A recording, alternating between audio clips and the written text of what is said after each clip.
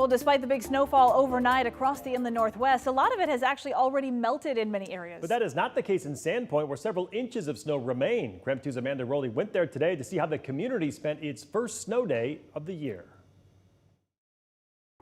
The inland Northwest got some snow overnight, but where is it all? Today, Spokane roads look like this, mostly bare and dry. But in Coeur d'Alene, the snow definitely hung around a little bit longer. Although there's not much snow on the roads, it definitely accumulated everywhere else. So did any of the snow stick around at all? Turns out it did, and I had to drive to Sandpoint to find it.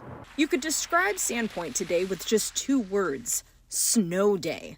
Several inches fell here overnight, and it's enough snow for this couple to smile about. It also has Jeff Yetter smiling. Well, I'm happy to see it from the standpoint that we were hoping for it at Christmas, and it never came until now, so it's like a belated Christmas present. But that long-awaited present also means Jeff has some work to do. I just don't like coming out and having to deal with it out here. Now, it wasn't just all work and no play today. Lake Pend Oreille School District gave its students a snow day. That's how I found this family building a massive sledding hill in their front yard. With this snow, it's doubled in size. Patrick McMacken started shaping the sledding hill in early December. The kids love to play on it. I love to play on it. His son Henry spent his snow day attempting record speed. 30 times down the hill and 20 miles per hour.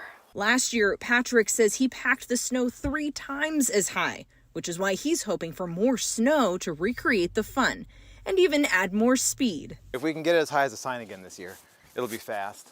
By now, snowplows have cleared most of the roads, but it is still slushy and wet in some areas. Reporting in Sandpoint, Amanda Rowley, KREM 2 News.